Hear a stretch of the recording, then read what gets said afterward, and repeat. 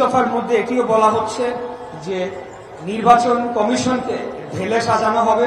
নির্বাচন কমিশনে যারা নিয়োগপ্রাপ্ত হবে এবং এখানে 2022 সালে যে আইন করা হয়েছিল, একটি নির্বাচন কমিশনার সম্পর্কিত নিয়োগকৃত আইন এবং আরপিও যেটি করা হয়েছিল, রিপ্রেজেন্টেশন অফ পিপলস অর্ডার, যেটি সম্পূর্ণ আওয়ামী লীগের তার পারপাস সার্ভ করার জন্য, তার স্বার্থ দেখার জন্য করা হয়েছিল, সেগুলোকে সংশোধন এবং বাতিল করা হবে এবং আগামী দিনে নির্বাচন কমিশন যাতে পুরোপুরি নিরপেক্ষ এবং দক্ষ ব্যক্তিদের দ্বারা পরিচালিত হয়, দক্ষ ব্যক্তিরাই নিয়োগপ্রাপ্ত হয়, তারা যাতে কোনো দল কানামি না করে, তারা যাতে কোনো দলের পক্ষে কাজ না করে, সেই সংস্কার আনা হবে। এবং বহু বিতর্কিত ইভিএম পদ্ধতিতে যে ভোট গ্রহণের একটি বিধান আওয়ামী লীগ চালু করেছিল, যেটাকে আমরা বলতাম চুরির মেশিন, ভোট দিচ্ছেন এক জায়গায়, চলে যাচ্ছে আরেক জায়গায়, প্রিন্ট হচ্ছে আরেকটা রেজাল্ট, এটির ভুক্তভোগী আমি নিজেও ছিলাম। আমি যখন 2020 সালে ঢাকা দক্ষিণ থেকে মেয়র নির্বাচন করেছিলাম, তখন আমরা সরজমিনে দেখেছি কিভাবে এই ভোটের চুরির মেশিন দিয়ে আপনার ভোট চুরি করা হয়। অতএব ইভিএম পদ্ধতি বাতিল করে আবারও ব্যালট পদ্ধতিতে আগামীতে যাতে বাংলাদেশের সকল জাতীয় নির্বাচন অনুষ্ঠিত হয় সেটি নিশ্চিত করা হবে। এবার আমি একটু আসতে চাই অন্যান্য গুরুত্বপূর্ণ দুই একটি বিষয় থাকলেও, আমি প্রথমে আমাদের যে মা বোনেরা রয়েছে তাদের জন্য আমরা কি করব এই 31 দফায়, সেটির বিষয়ে আমি বলতে চাই। এবং এটি বলার আগে আমি আমার কথা শুরুতেই বলতে চাই, আমাদের যারা নারীরা রয়েছেন তারা আমাদের গর্ভদাত্রী মা, তারাই আমরা যখন আমাদের জন্ম হয়েছে, পৃথিবীতে আমরা এসেছি, এবং যখন আমরা চলতে ফিরতে পারি না, শিখতে পারি না, খেতে পারি না, তখন আমাদের মারাই আমাদেরকে লালন পালন করে বড় করেছে। অতএব নারীদেরকে তাদের যথাযথ সম্মান এবং যথাযথ অধিকার নিশ্চিত করার জন্য এই 31 দফায় জোরালোভাবে কিছু নীতিমালা আনীত করা হয়েছে এবং সেগুলো প্রণয়ন করা হবে। নারীদেরকে আপনারা জানেন যে ইতিমধ্যে এটি বহুল আলোচিত হয়েছে। আমাদের নেতা দেশনায়ক জনাব তারেক রহমান বলেছেন, বিশেষ করে প্রান্তিক পর্যায়ে যে সকল দরিদ্র পরিবারগুলো রয়েছে তাদেরকে একটি করে ফ্যামিলি কার্ড দেওয়া হবে। এই ফ্যামিলি কার্ড অনেকটা রেশন কার্ডের মতো বলা যেতে পারে। সেখানে রাষ্ট্রের পক্ষ থেকে প্রতি মাসে একটা বরাদ্দ থাকবে, চাল, ডাল, তেল বা অন্যান্য প্রয়োজনীয় জিনিসপত্র ক্রয় করার জন্য আর্থিক বরাদ্দ থাকতে পারে।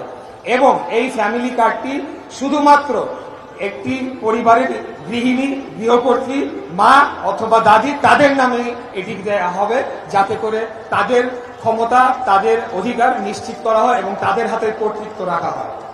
আপনারা এটা আসলে এভাবে না বললেও হয়তো, বাট আপনারা ভালো করেই জানেন যে বাংলাদেশের যে সামাজিক অবস্থা, সেখানে বিশেষ করে প্রান্তিক পর্যায়ে পুরুষরা অনেক সময় নারীদের উপর আধিপত্য বিস্তারের চেষ্টা করে।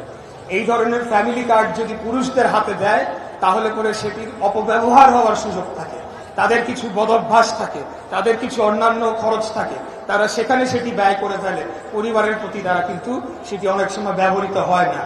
এটিকে মাথায় রেখে এবং এটির যাতে সঠিক ব্যবহার নিশ্চিত হয় এবং এটি যাতে নারী, যিনি গৃহকর্ত্রী, যিনি দিন রাত নিরলস পরিশ্রম করে তাদের ছেলে মেয়েদেরকে বড় করছেন, তাদেরকে শিক্ষার জন্য এত ত্যাগ করে চলেছেন, তাদের ঘর বাড়ি ঠিক রাখছেন, রান্না বাড়া করছেন, তাদের হাতে যাতে এই ক্ষমতাটা থাকে সেটি নিশ্চিত করার জন্য এই ফ্যামিলি কার্ডটি নারী অর্থাৎ ওই পরিবারের গৃহকর্ত্রী, মা অথবা দাদির নামেই দেয়া হবে। আমরা সকল কর্মক্ষেত্রে নারীদের আরো পার্টিসিপেশন অর্থাৎ নারীদের অংশগ্রহণ আরো বাড়ানোর জন্য যে সকল নীতিমালা নেওয়া প্রয়োজন সেই সকল নীতিমালা আগামী দিনে নেওয়া হবে, সেটি ওই 31 দফায় উল্লেখ করা হয়েছে। এবং সকল কর্মক্ষেত্র, পরিবহন এবং পরিষেবা অধিদপ্তর অথবা সরকারি যে অফিস বা স্কুল, কলেজ, হাসপাতাল, সকল ক্ষেত্রে নারীর সম্ভ্রম, নারীর সম্মান নিশ্চিত করা হবে এবং সেটার জন্য প্রয়োজন হলে তাদের জন্য আলাদা ব্যবস্থাপনা রাখা হবে পুরুষ ও নারীর, যাতে করে নারীরা সেখানে স্বাচ্ছন্দ্যে তাদের যে পরিষেবা সেটি নিতে পারে। তারা যাতে বাসে বা হসপিটালে গেলে তারা যাতে সেই অগ্রাধিকারটা পায়, তারা যাতে সম্মানটা অক্ষুণ্ণ থাকে, সেই ধরনের পদক্ষেপ জোরালোভাবে আগামী দিনে নেওয়া হবে, সেটিও আমাদের 31 দফায় উল্লেখ করা হয়েছে। আপনারা জানেন যে বিগত 16 বছর আওয়ামী লীগের আমল মানেই ছিল একটা লুটপাট, একটা দুর্নীতির রাজ্য, মহারাজ্য। সেটিকে আসলে কোন ভাষায় বর্ণনা করব সেটি ভাষাও অনেক সময় আমরা খুঁজে পাই না। 1 টাকার জিনিস 1 লক্ষ টাকায় কেনা হয়েছে। আপনারা জানেন যে 200 টাকার বালিশ 3000 টাকায় কেনা হয়েছে। 500 টাকার পর্দা 30 লক্ষ টাকায় কেনা হয়েছে। এই ধরনের ব্যাপক লুটপাটের মাধ্যমে বাংলাদেশের অর্থনীতিকে ফোকলা করে ফেলা হয়েছে এবং এই সকল অর্থ যেটি কষ্টার্জিত আমাদের যে রেমিটেন্স যোদ্ধারা তারা বাংলাদেশে নিরলস পরিশ্রম করে, অমানসিক পরিশ্রম করে পাঠায়, সেগুলা এই খুনি হাসিনা আর তার পরিবারের সদস্যরা বিদেশে পাচার করে তারা সেখানে অর্থ সম্পদ করেছে। এই দুর্নীতির বিরুদ্ধে 0 টলারেন্স গ্রহণ করা হবে। দুর্নীতি কমিশনকে সেইভাবেই সাজানো হবে এবং প্রত্যেকটি মাফিয়া চক্র যেটা খুনি হাসিনার ফ্যাসিবাদকে কায়েম করার জন্য এবং সেটিকে টিকিয়ে রাখার জন্য যেই ধরনের বড় বড় কর্পোরেট কোম্পানিগুলা এবং মাফিয়ারা যারা আজ পর্যন্ত তারা বিদ্যমান, তাদের প্রত্যেকের দুর্নীতির শ্বেতপত্র প্রকাশ করা হবে। তাদের পাচারকৃত অর্থ বাংলাদেশের মাটিতে ফেরত আনা হবে এবং তাদেরকে আইনের আওতায় এনে সে যত বড় ভূমিদস্যু হোক না কেন, যত বড়ই অন্য মাফিয়া হোক না কেন, তাদেরকে আইনের আওতায় এনে তাদেরকে জেল হাজতে পাঠিয়ে সে বিচার নিশ্চিত করা হবে এবং বাংলাদেশের সম্পদ বাংলাদেশে ফেরত আনা হবে।